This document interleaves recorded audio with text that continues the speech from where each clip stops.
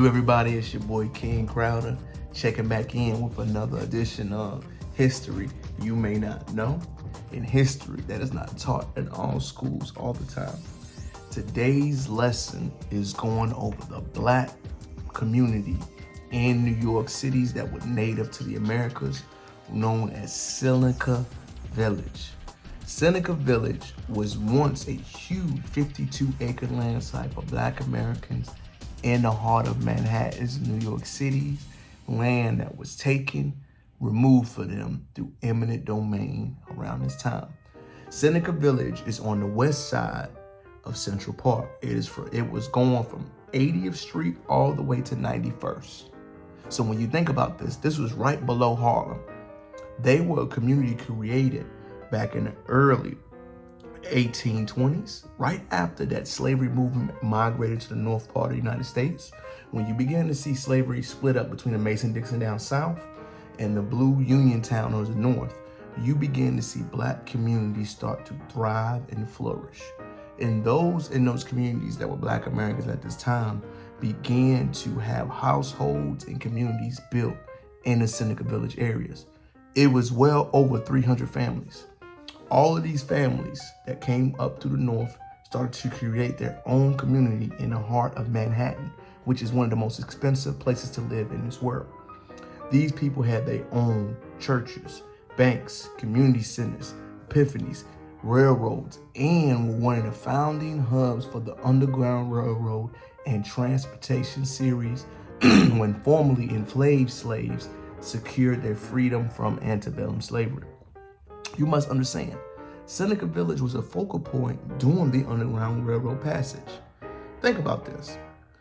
This place was such a hub for mass growth, mass families, and mass production that they literally just had to eminent domain the product in this area.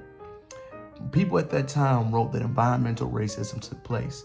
What did they mean by that? Is that people would begin to get offered loans to say the government said that we're just going to seize this property.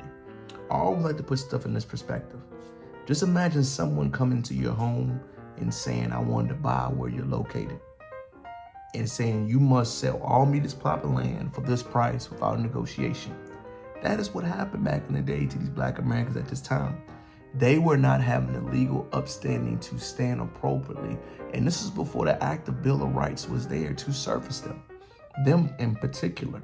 If you ever look at certain court cases, Dred Scott decisions, many Black Americans were not viewed as citizens at the time without the same legal rights or understanding. The reason why there was such a pivotal deal was that Andrew Williams, a Black shoeshiner, purchased those 3 lots, the first 3, for only $120. Epiphany Davis, a store clerk, purchased 12 more lots for under $600. And then the AME Church purchased an additional 6 lots. So this is how the framework started to begin during the Seneca Village boom.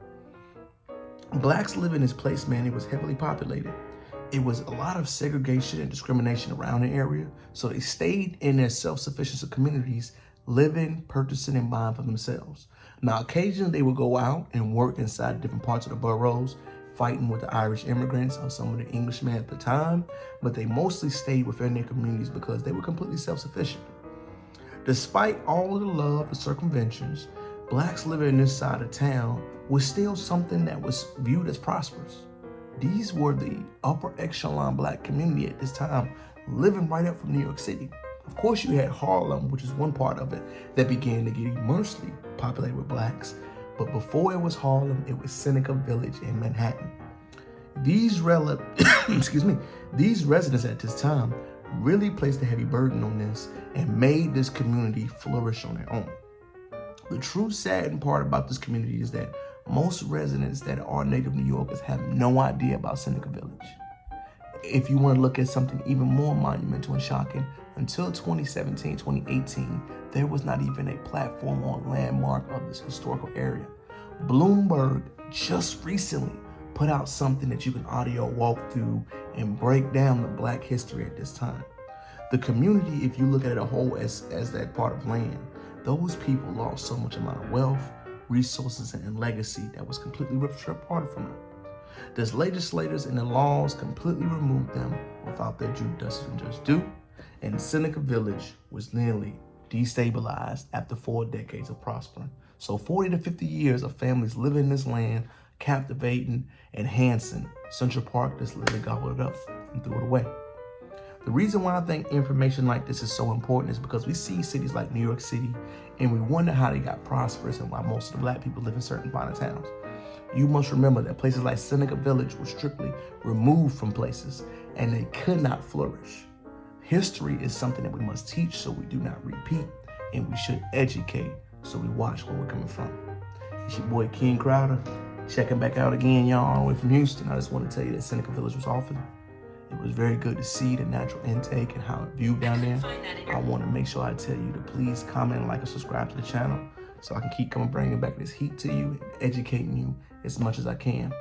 Bloomberg does have an excellent audio walking section of Seneca Village in that area.